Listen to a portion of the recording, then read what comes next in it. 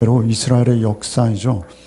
이스라엘의 역사는 일정한 패턴을 가지고 이렇게 기록되고 있는 것을 봅니다. 왕들의 삶을 기록하는 것이죠. 그래서 무슨 일정한 공식이 있어요. 그래서 등극 공식과 죽음 공식이 있습니다. 그래서 등극 공식은 어떤 왕이 어떤 시대에 등극하여 몇 년간 집권하고 뭐 이런 식이죠. 그의 어머니는 누구였고, 이런 등극 공식이 있고요. 그리고 이제 죽음 공식이 있습니다. 그래서 그가 숨을 거두었더라 내지는 발을 거두니라 뭐 이러면서 그의 행한 일은 역대 지략에 기록되지 아니하였느냐 뭐 이런 식으로 어떠한 일정한 형태를 가지고 반복되고 있어요. 그래서 지금 우리가 오늘 본문으로 묵상하는 열왕기하 2장 말씀 말이죠. 1장에서 아하시아라는 북이스라엘의 왕이 죽음 공식으로 끝나고, 그리고 2장 1절이 시작합니다. 그리고 3장 1절부터는 여호람의 시대가 열리죠. 그래서 아하시아와 여호람이라는 왕의 정권 교체가 있는 이 시기에 2장이 중간에 들어와 있어요.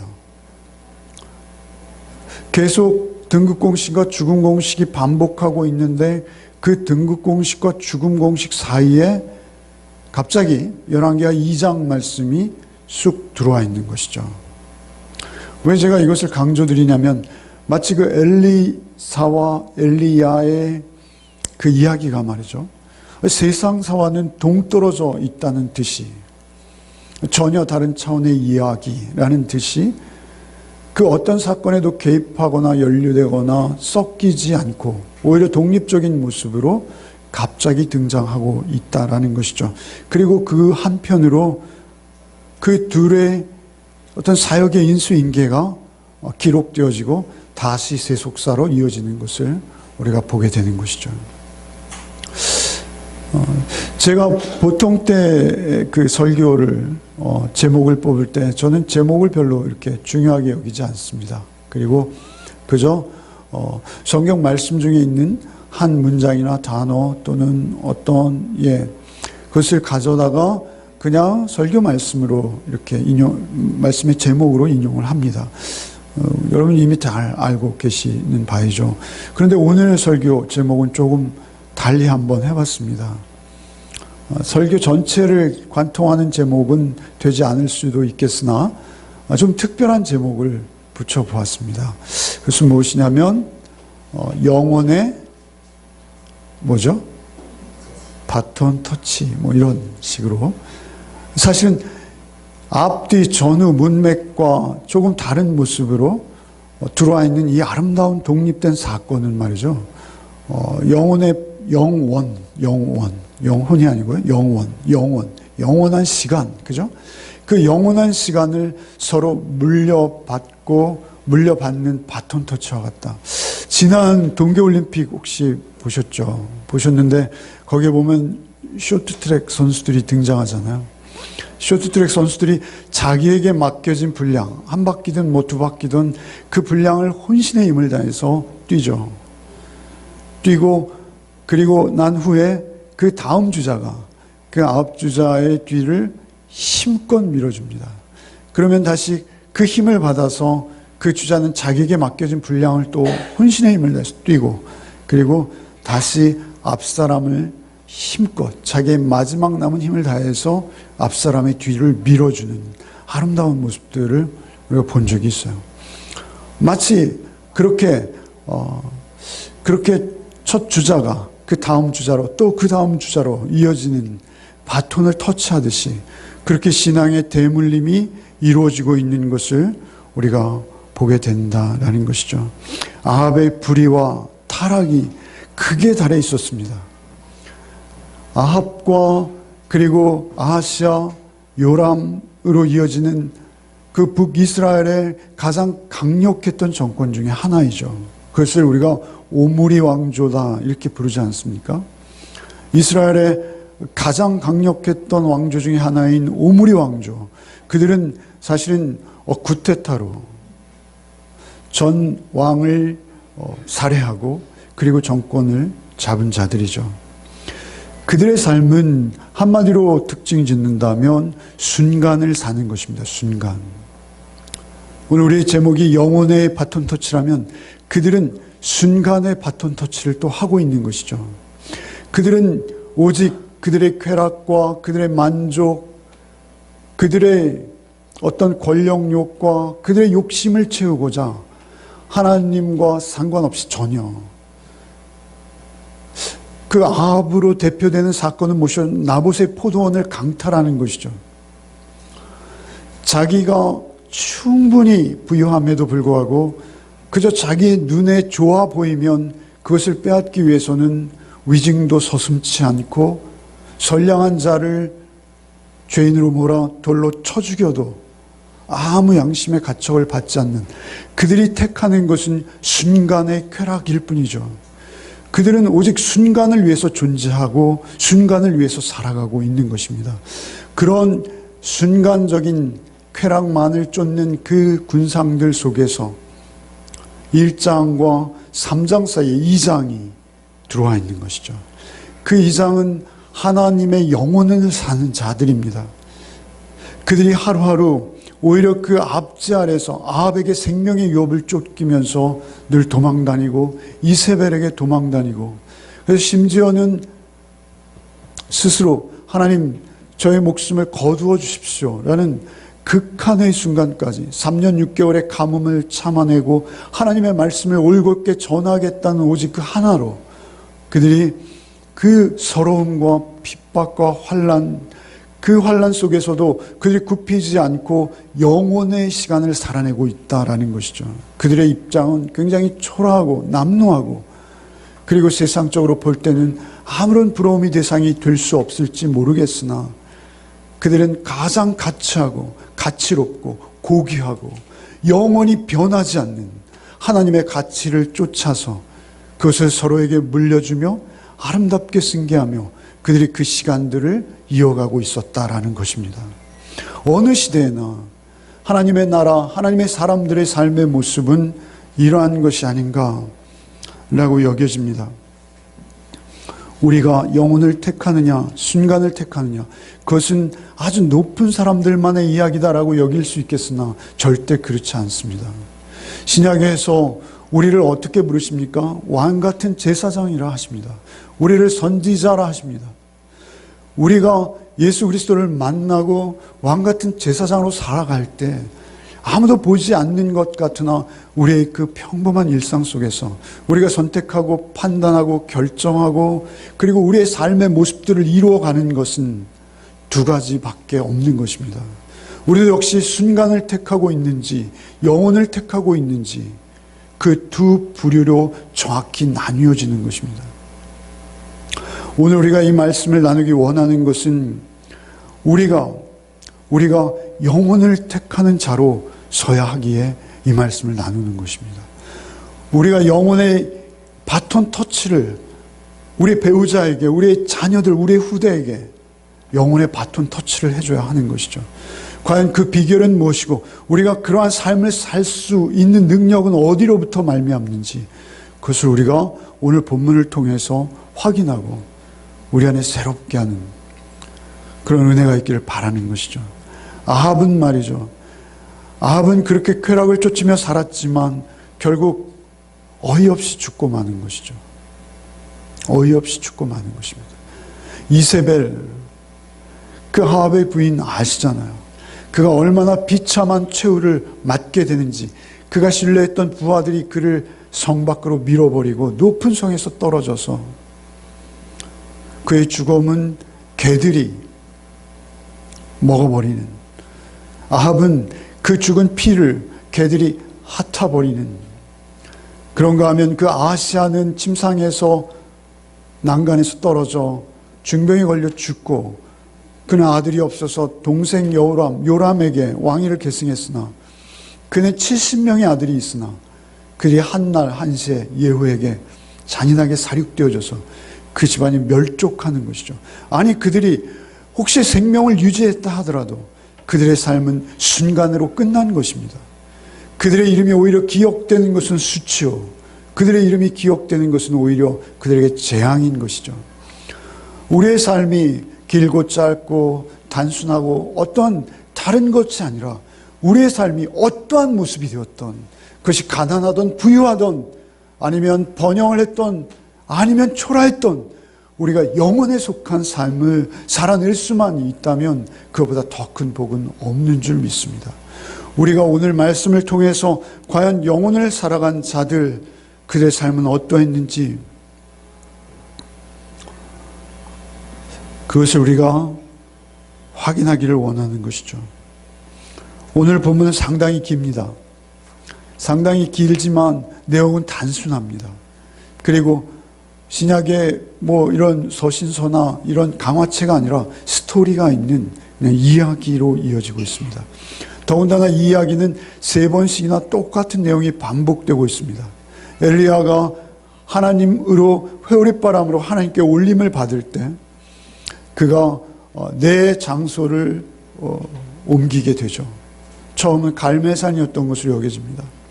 거기서 길갈에서 베델로, 베델에서 여리고로, 여리고에서 요단강을 건너 요단 동편으로, 그리고 다시 그 역순으로 그 엘리사가 그 길을 돌아오는 것을 보게 됩니다. 그런데 그 길 중에 동일한 대화가 계속 반복되고 있습니다. 그 반복되는 대화의 내용은 이런 것입니다. 엘리야는 매번 엘리사에게 여호와께서 나를 어디로 보내시니, 이렇게 설명하고 있어요. 여호와께서 보내시는 것입니다. 엘리야의 삶을 한마디로 특징 지어 준다면 그것은 하나님의 말씀을 듣고 그 말씀 그대로 순종하는 삶을 살아낸 것으로 그의 삶은 특징 지어집니다. 우리가 1장에서 본 바 있습니다만 아하시아가 바알세붑에게 묻고 하나님을 의지하지 않아서 죽을 것이다 라고 선포하자 아하시아가 자신의 군사 50부장과 50명의 군사를 보내서 엘리야를 체포하려고 합니다. 죽이겠다는 얘기입니다. 그런데 그때 엘리야는 두려워했습니다. 두려워해서 내가 만일 하나님의 사람이거든 하늘에서 불이 내려 너희를 태울 것이다. 아주 무서운 반응을 보입니다. 역시 두려움에서 나오는 반응일 수 있습니다. 하나님께서는 엘리야의 음성에 응답하셨고 갈멜산에서도 불을 내리셨던 하나님께서 50인을 태우시죠. 그런데 그러한 상황 가운데서도 여호와의 사자가 아니다, 내가 내려가라 라는 말씀이 떨어지자 그는 아무 일 없었다는 듯이 아무 군더더기 없이 즉각 일어나서 자기가 죽을 수도 있는 그 위기의 자리로 아무 서슴없이 두벅두벅 내려가는 엘리야의 모습을 우리가 1장에서 보지 않았습니까? 그렇게 말씀에 온전히 순종하는 제자로서의, 하나님의 선지자로서의 온전한 삶으로 엘리야의 삶을 특징 지어지는 것이죠. 그래서 여호와께서 나를 보내신다 할 때마다 엘리사가 나도 당신을 쫓겠나이다, 내가 당신 쫓기를 멈추지 않겠나이다, 하나님 앞에 내 생명과 내 영혼을 걸고 맹세하노니 내가 당신 쫓기를 멈추지 않겠나이다, 끝까지 쫓는 것이죠. 스승과 제자의 삶은 그런 것입니다. 예수께서도 우리를 제자라고 부르시죠. 십자가 지고 주님께서 우리를 쫓으라 초대하신 것입니다. 어찌되었든 우리가 그 초대에 응하는 것은 예수와 떨어지지 않고 예수와 함께 언제나 예수와 동행하는 삶으로 예수를 쫓는 것이 예수 제자의 삶인 것입니다. 어쨌든 엘리야는 말이죠, 엘리사에게 내가 간청하노니 이렇게 말하죠. 넌 여기 머물라, 이제 그만 쫓으라, 이 말을 3번씩이나 반복하는 것이죠. 이 간청한다는 것은요, 히브리 어감의 표현은 말이죠, 아주 사정한다는 것입니다. 사정한다는 것입니다. 영어 성경에는 새벽에 말씀드렸지만 please라는 것 번역되어 있습니다. 그렇게 간곡하게 스승이 제자에게 간청을 하고 있으면 제자는 못 이기는 채하고 승낙해도 되는 것입니다. 선지자 학교가 여리고에도 있었고 베델에도 있었다고 여겨집니다. 많은 주석가들은 여리고와 베델에 동시에 선지자 학교가 있었다고 말합니다. 오늘 본문에 보면 50명의 선지자 생도들이 엘리야를 쫓고 있습니다. 그러나 그 쫓고 있는 엘리야의 성도들 50명은 이구동성으로 엘리사를 말립니다. 말리는 이유는 그렇습니다. 당신의 스승이라고 해요. 자신들의 스승이기도 한데 말이죠. 그 시대에 이스라엘에 올곧은 하나님의 말씀을 대언하고 있는 유일한 선지자입니다. 그런데 그를 당신의 스승을 하나님께서 당신의 머리 위로 오늘 인도하실 것을 모르십니까? 혹시 모르고 계십니까? 이제 당신의 스승은 오늘로 그 생을 이 땅에서 마감하게 되었습니다. 이제 별 볼 일 없습니다. 그를 고만 쫓으십시오. 라고 그 50명의 생도들이 한결같이 엘리사를 말립니다. 그러나 엘리사는 끝까지 너희만 아느냐? 잠잠하라. 잠잠하라. 그들의 이야기를 이런지하에 거절할 뿐만 아니라 오히려 그들의 입을 막아버리는 엘리사의 모습을 보게 됩니다. 사실은 엘리야는 그 모습을 확인하기 원했던 거 아닐까요? 하나님께서도 엘리사의 그 열정과 그 올곧은 마음을 보시고 싶어 하셨던 거 아닐까요? 하나님께서는 그렇게 사람을 찾고 계십니다. 하나님은 늘 하나님의 능력을 나타내고 하나님의 능력을 베풀 자를 찾고 계십니다. 그것이 어찌되었든 크던 작던 그 안에서 하나님의 일들을, 수종들, 하나님의 일꾼들을 찾고 있다라는 것입니다. 우리가 예배하는 것은 무엇입니까? 요한복음 4장 23절에 아버지께 참으로 예배하는 자들은 신령과 영과 진리로 예배할 때가 오나니 이때라. 아버지께서 이렇게 자기에게 예배하는 자들을 찾으시는 거예요. 예배는 하나님께서 우리를 찾으시는 자리로 나가는 거예요. 여러분, 역대하, 오늘 왕한데요. 역대하 16장 9절 말씀에 여호와의 눈은 온 땅을 두루 감찰하사 전심으로 자기를 향하는 자를 위하여 능력을 베푸시나니, 이렇게 말씀하시는 것이죠. 하나님께서는 우리를 찾고 계십니다. 여러분, 우리의 일상은요 굉장히 단순합니다. 어제가 오늘 같고 오늘이 내일 같고, 그리고 이런 지루한 삶이 평생 지속될 것 같은 그런 삶이 우리의 삶입니다. 그런데 우리의 이러한 삶 속에서도 우리가 말이죠, 하나님을 찾아야 합니다. 하나님께서도 우리를 찾고 계시기에 그렇습니다. 여러분, 작고 작지만 우리의 삶 속에서 하나님의 나라를 여러분의 자녀에게 계승하고 바톤 터치를 해주고, 그리고 여러분의 배우자에게 하나님의 나라의 바톤 터치를 해주고, 그렇게 열정적으로 하나님의 말씀에 온전한 순종의 삶을 살아내는 것은 그렇게 간단한 것이 아닙니다. 쉬운 것도 아닙니다. 여러분의 힘과 능력으로 되는 것도 아닙니다. 그것은 오직 하나님의 능력이 우리에게 임할 때만 되는 것이죠. 하나님의 능력이 임하도록 우리가 하나님을 찾고 또 찾고, 우리의 평범한 일상 한 걸음 한 걸음 하루하루의 삶 속에서 하나님을 향한 우리의 마음이 있을 때만 우리는 그 삶을 살아낼 수 있습니다. 우리는 그러한 삶을 살아갈 수 있게 된다라는 것입니다. 멀찍이 서서 바라보면서 되지 않습니다. 조금 담가보려고 했는데 뜨거워. 그러한 삶으로 뜨뜻미지근하게 그 영혼을 살아내는 삶은 이루어질 수 없는 것입니다. 우리의 삶이 하나님 앞에서 온전히 결단되어져야 하는 것이죠. 그 결단되어지는 엘리사의 아름다운 삶을 우리는 오늘 보게 되는 것이죠. 9절과 10절 말씀 한번 같이 읽겠습니다. 9절과 10절 읽겠습니다.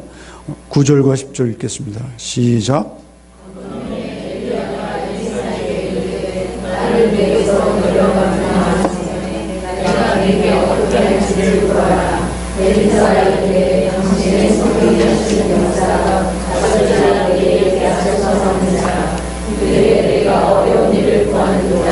그러나 나를 내게서 데려가시는 것을 우리가 보면 그 일이 내게 이루어지려니와 그렇지 아니하면 이루어지지 아니하리라. 예. 그렇게 끝까지 참으로 기특하게도 쫓아온 엘리사를 향해서 엘리야가 내 소원을 한 가지 말해라. 내가 들어주기 원한다. 라는 것이죠. 그러자 엘리야가 원하는 것은 당신에게 임한 하나님의 영감이 나에게 갑절이나 있게 하옵소서. 참으로 이 말씀을 우리는 오해할 소지가 있습니다. 나도 갑절이나 능력이 있게 하셔서 내가 아주 유명한 부흥 강사가 되게 하되 당신보다 2배는 유명하게 해주십시오. 이런 식으로 우리가 이 말씀을 잘못 이해할 수 있어요. 이런 말씀이 아닙니다. 모든 주석가들이 이구동성으로 하나같이 동의하고 있는 것은 갑절이라는 이 단어의 히브리어의 원 의미는 두목이랍니다. 두목. 두목은 아주 익숙합니다. 우리에게 성경에서. 이 말씀을 갑절로 번역해도 그 의미가 있습니다. 그리고 그 의미를 위해서 이렇게 번역했습니다. 그러나 또 다른 뜻이 있다는 것, 우리의 오해의 소지를 없애기 위해서 그런지 주석가들은 그것을 반드시 강조하고 있어요. 그것은 무엇이냐면 두 몫은 유대인들을 장자에게 상속하는 몫입니다. 아들이 똑같이 쓸 때 n분의 1로 그들에게 상속을 하죠. 그런데 그 n분의 1에서 두 몫을 장자에게 주는 것이죠. 엘리사가 지금 갑절의 영감을 주십시오라고 요구하는 것은 내가 당신의 뒤를 잇겠습니다. 내가 당신의 뒤를 이어서 하나님의 일을 감당하겠습니다. 그 능력을 저에게 주십시오. 이건 상당히 용기 있는 말씀입니다. 그 열정과 그 각오가 없이는 할 수 없는 부탁입니다. 그럼 엘리사가 어떠한 마음으로 이런 말을 할 수 있을까요? 그것은 엘리야의 삶을 누구보다 잘 알고 있는 엘리사입니다. 엘리야의 삶은 한마디로 세상으로 봐서는 아무 영광도 없고 차지할 것도 없습니다. 오히려 한 끼 식사를 해결하기 어려울 때 하나님께서 극적으로 한 끼 식사를 해결해 주신, 과부에게 얻어먹지 않으면 까마귀에게 심지어 얻어먹어야 되는, 그런가 하면 그 생명을 구걸하기 위해서 그 쫓기고 또 쫓기는 하나님의 그 놀라운 능력을 행했지만 백성들이 다 따를 것 같았지만 바로 돌아서서 오히려 엘리야를 고발하는 위치에 서서 엘리야를 난관으로 몰아넣었던 그 백성들의 배신을 당했던 그 삶을 엘리사는 잘 보고 옆에서 가장 가까이서 보았을 것이요, 잘 알고 있었을 것이죠. 그럼에도 불구하고 엘리야만 하나님의 사람이요, 그 시대에 말이죠, 그 시대에 나중에 엘리야가 승천할 때 엘리사가 엘리야를 향해 이렇게 외치죠. 내 아버지요, 내 아버지요, 이스라엘의 병거와 마병이요, 이렇게 외치는 것이죠. 이스라엘은 아방도 아니요, 요람도 아니요, 아시아도 아니요, 오므리도 아니요, 이스라엘을 지키고 보호하는 자는 당신입니다. 이스라엘의 병거와 마병, 이스라엘이 이스라엘 되게 하는 것은 오직 당신의 능력 안에 있고 당신이 홀로 그 일을 담당해 오시는 것을 제가 압니다. 하나님 앞에서 저도 그 영혼의 시간을 쫓아 하나님의 일을 감당하고 하나님의 말씀을 저들에게 전하는 사역자로서의 삶을 살지 못한다면 내 인생은 아무 가치가 없습니다. 라는 고백인 것이죠. 우리 신약시대에 우리의 삶도 동일합니다.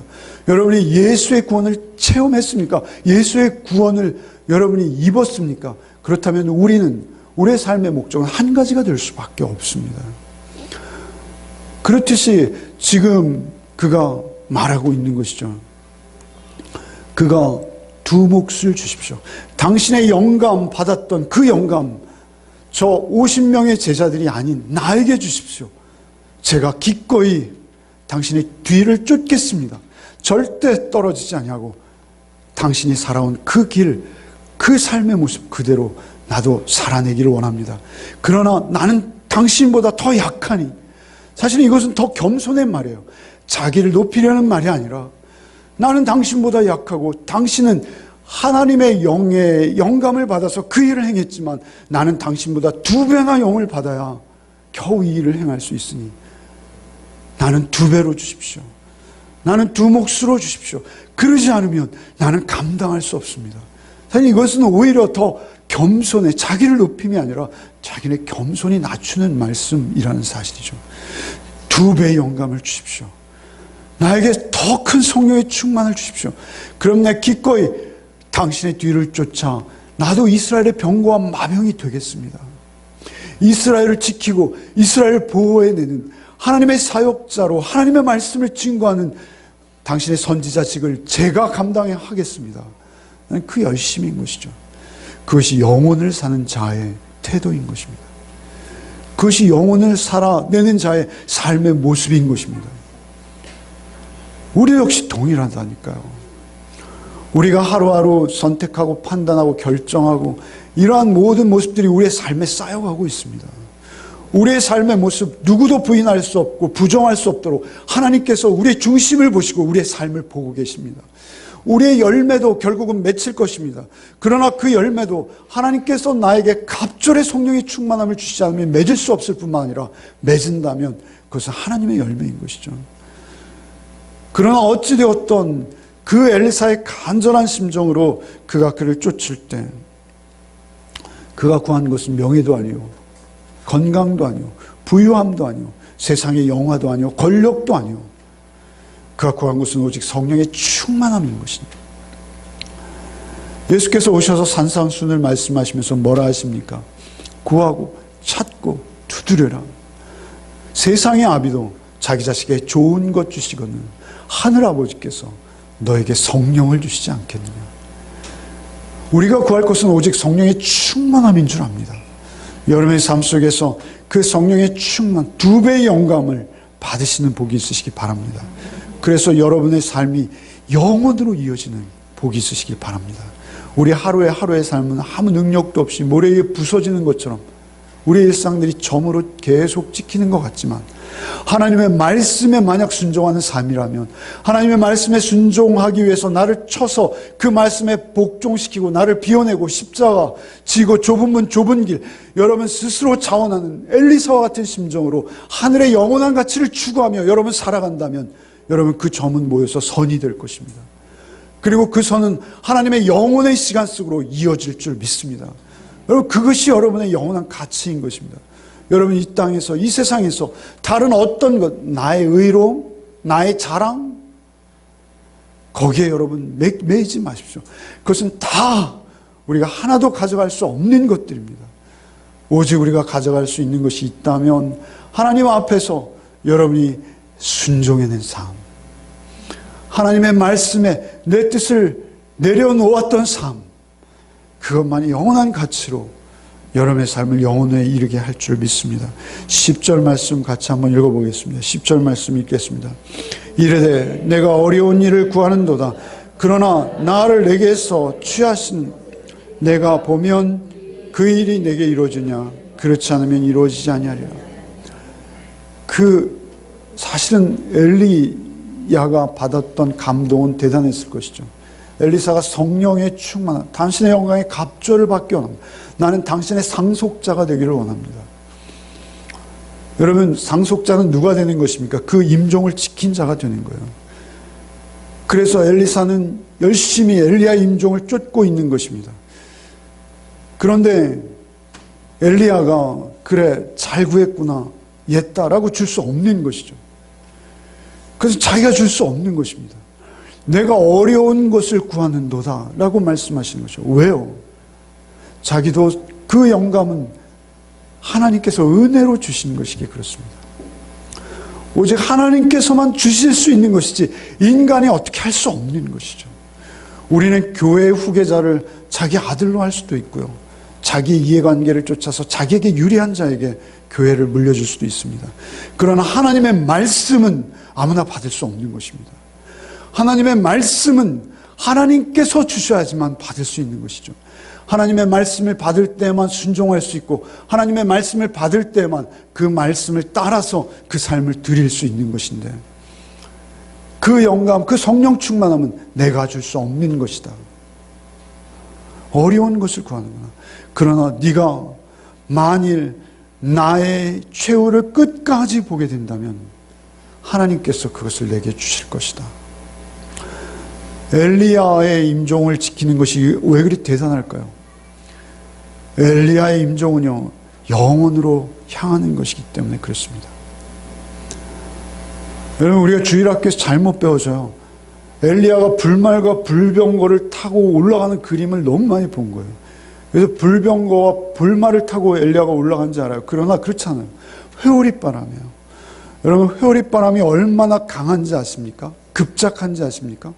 요즘도 영화를 보면요, 회오릿바람이 집도 들어올리더라고요. 그러니까 제자들은 엘리야를 하나님께서 죽이기로 작정하신 날이다라고 여겼고, 그리고 회오릿바람으로 죽이시는구나 이렇게 여긴 거예요. 그래서 그 시체를 찾기를 강청하는 거예요. 엘리야가 부끄러워할 정도로 우리에게 용감한 자 50인이 있으니 사흘 동안만 시간을 주시면 엘리야의 시체를 찾아오겠다고 그들이 말하는 것이죠. 그들과 엘리사는 다른 것입니다. 엘리사는 하나님께서 거두어 올라가신 것을 옆에서 확인하게 되는 것이에요. 우리의 생명이 영원으로 이어진다는 것을 엘리사는 보았어요. 경험했어요. 그것이 성령의 충만함입니다. 우리가 성령의 충만함을 입는다는 것은 무엇입니까? 이 땅에 연연하지 않고 우리가 영원한 삶을 얻은 자로 십자가 앞에 거듭나 부활하는 생명으로 우리가 그 확신의 길을 하루하루 살아가는 것이 성령 충만한 삶입니다. 그렇다면 지금 엘리사는 엘리야의 최후를 봐야 되는 것입니다. 하나님이 보여주시는 은혜로 그가 영원의 시간으로 들어가는 모습을 봐야 되는 거예요. 여러분, 우리도요, 우리의 후대들에게, 우리의 자녀들에게, 우리의 배우자에게, 우리의 보는 모든 이웃들에게, 우리의 교우들에게 우리의 삶이 영원으로 맞닿아 있다는 것을 보여줘야 합니다.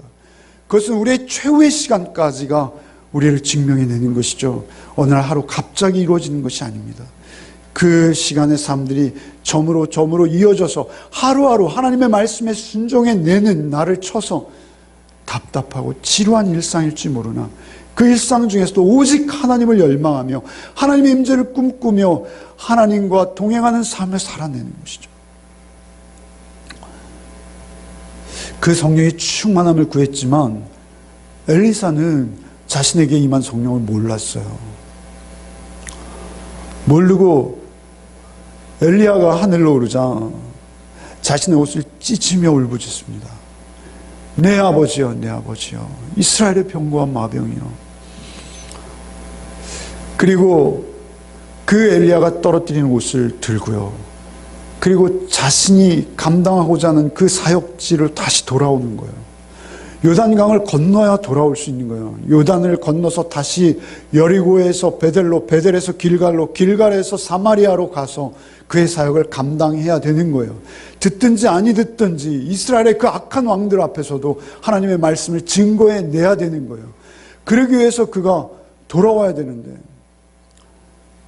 그의 답답한 마음으로 그가 엘리야의 하나님 어디 계십니까? 라고 그의 옷으로 요단강을 치기 시작하자 요단이 갈라지는 것이죠. 그때 그는 자신에게 임한 능력을 확인하게 되는 것이죠. 엘리야의 하나님, 바톤 터치가 되는 것입니다. 엘리야의 하나님이 엘리사의 하나님이 되는 순간이 바로 그 겉옷으로 다시 요단을 가르고 그 험한 사역지로 돌아오는 것이죠. 우리 삶은 항상 그런 것입니다. 우리가 그 부활의 영광을 성령의 도우심으로 바라보면서 우리의 삶은 이 땅에 발을 디디고 살아가는 거예요. 여러분, 새벽에 계속 강조해서 새벽 예배 말씀드렸습니다만 모세, 엘리야, 예수 그리스도 굉장히 닮아 있습니다. 너무 닮아 있어요. 모세와 엘리야는 똑같아요.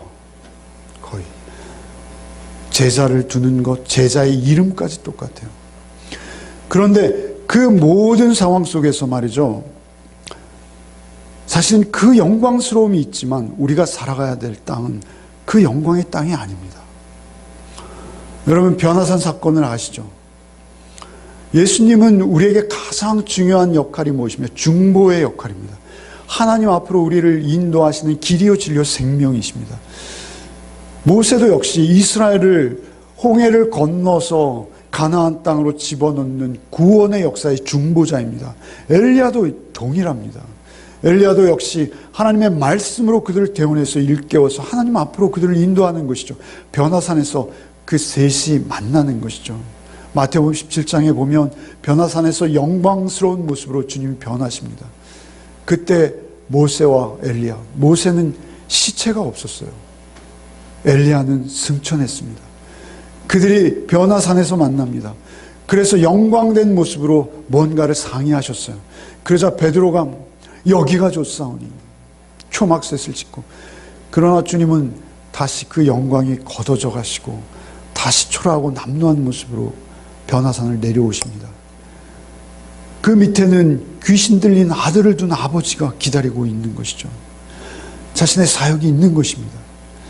역시 우리가 살아가야 될 땅, 우리의 사역은 아합과 이세벨과 그리고 요람과 그들이 지배하는 땅일 뿐입니다. 공중권세 잡은 자들이 이 땅을 좌우지하고 있는 그 세태 속, 그 세상 속에서 우리는 오직 하나님의 말씀을 올곧게 붙들고 승리하는 삶을 살아내야 하는 것이죠. 그러기 위해서 영감을 요구했고, 하나님께서는 그 영감을 다시 요단을 건너는 것을 통해서 그에게 확인시켜 주시는 것입니다. 요단강 건너가 만나리, 요단강 건너가 만나리. 우리가 늘 찬양하지 않습니까? 우리는 요단을 건넌 자들입니다. 우리는 이 땅을 살고 있지만 예수 그리스도의 십자가를 통해서 우리는 거듭났습니다. 그래서 우리는 여기서 순간을 사는 듯하지만 우리는 영혼에 속해야 하는 것이고 영혼을 살아내야 하는 것입니다. 그래서 우리가 살고 있는 이 순간들은 영혼으로 이어져 있다라는 것을 여러분 확인하시기 바랍니다. 확신하시기 바랍니다. 그것이 여러분 안에 날마다 새로워지기 바랍니다. 세상이 어떻든 남들이 뭐라 하든 여러분이 그 영혼으로 이어진 삶을 한 발짝 한 발짝 주님과 동행해서 그 삶을 드리고 있을 때 우리의 삶은 반드시 주님의 품으로 인도되고 있다라는 것이죠. 여러분, 이 땅의 모든 사람들은 거의 순간을 살고 있습니다. 재벌의 총수가 되면 다를까요? 그렇지 않습니다. 여러분, 한 국가의 대통령이 되면 다를까요? 무소불위의 권력을 휘두르고 영원한 철권 통치로 자손 대대로 그 권력을 놓치지 않을 것 같은 자들도 다 물러나는 것입니다. 세상의 모든 인기와 영화를 누리며 연예인으로서 가장 큰 존경과 사랑을 차지했어도 그가 그것을 다 두고 가야 될 때가 있는 것입니다. 개인도 그렇고요, 나라도 그렇습니다. 여러분, 로마의 그 강대함을 아시잖아요. 수천 년을 이어온 나라가 어디 있습니까? 로마가 유일했습니다. 그러나 그 로마는 오늘 우리 앞에 없습니다. 여러분, 중세의 교회들을 보십시오. 중세의 교회들은 얼마나 힘이 막강했는지 유럽에 있는 모든 나라들, 당시만 해도 유럽이 다 세계를 지배하지 않았습니까? 그 나라들의 왕을 말이죠, 임명할 수 있는 권한을 가지고 있는 것이 중세의 교회였어요. 영원할 것 같았어요. 그러나 그 교회들은 오늘날 관광지로밖에 우리에게 남아있지 않습니다. 우리에게 있어 가장 중요한 것은 무엇입니까? 우리에게 있어 가장 가치로운 것은 무엇입니까? 아무것도 없습니다. 이 땅에 우리의 나라도, 우리의 심지어는 우리의 교회도, 우리의 선교단체도, 심지어는 우리가 말하는 어떠한 모임도 영원한 것은 없습니다. 오직 하나님 앞에서 여러분의 의의를 쌓지 마시고 여러분의 자랑을 쌓지 마시고 오직 요단을 건넌 자답게 주님만 쫓아가는, 말씀이 육신이 되어서 우리 가운데 거하시는 주님을 쫓아 나에게 주신 오늘의 묵상을 통해서 주신 말씀을 더 간절함으로 사모하고 그 말씀을 묵상하며 그 말씀이 나의 삶 속에 어떻게 이루어질 것인가에만 집중하시는 여러분의 삶이 되시길 바랍니다. 여러분, 우리가 얼마나 죄를 실천하는 데는 그 기뻐하는지 몰라요. 죄송합니다만, 이 게임 같은 거 하잖아요. 그죠? 밤이 새도록 말이죠. 눈이 빨개지도록 해도 피곤하지 않습니다. 곤비하지 않습니다. 그런데 우리가 하나님의 말씀을 큐티하는 데는요, 왜 이렇게 인색한지요? 하나님의 말씀을 그토록 밤을 새워서 여러분 보신 적이 있으십니까? 엘리사처럼 나에게 갑절의 영감을 주십시오. 하나님, 하나님, 이 말씀의 뜻을 좀 알게 해주십시오. 이 말씀이 뜻하는 바가 도대체 무엇입니까? 더 깊이 알기 원합니다. 아니, 알 뿐만 아니라 그것이 나의 삶이 되어지게 해주십시오. 간절함으로 여러분 말씀에 매달려 보신 적이 있으십니까? 그 말씀의 참 뜻을 알기 위해서라면 제가 어떠한 대가도 지불하겠습니다 라고 여기며 여러분에게 드린 주석을 요즘도 펼쳐보고 계신 분이 계십니까? 다시 그 자리로 가십시오. 다시 그 자리로 가십시오. 그리고 이 말씀이 과연 뜻하는 바가 무엇이고 이 말씀이 나에게 교훈하시기 원하시는 하나님의 마음은 도대체 무엇인지 그것에 대해 여러분의 시간을 들이십시오. 여러분이 그 말씀 앞에 앉으십시오. 말씀을 쓰기도 하고 읽기도 하고 말씀을 묵상하시기도 하시고 암송하시기도 하시고 그 말씀에 여러분의 삶을 들이십시오. 나의 모든 일, 나의 가진 모든 것, 내가 추구하는 모든 가치들 위에 하나님의 말씀을 섬기고 모시기 원합니다. 그럴 때 그 말씀이 나를 인도하기 시작하는 것이죠. 그렇게 인도된 삶은 영원으로 이어지는 선이 되는 것입니다. 그 영원으로 이어지는 선 위에 있으면 우리는 그보다 행복한 것은 없습니다. 우리 앞에 쾌락과 번영과 그리고 바알의 땅이 있습니다. 그 바알의 환경이 우리를 온전히 둘러싸고 있습니다. 이러한 상황 속에서도 우리는 오직 말씀을 쫓아야 합니다. 우리에게 지금 불말과 불병거는 없습니다. 우리의 눈에 보이지도 않습니다. 그러나 우리는 예수가 계십니다.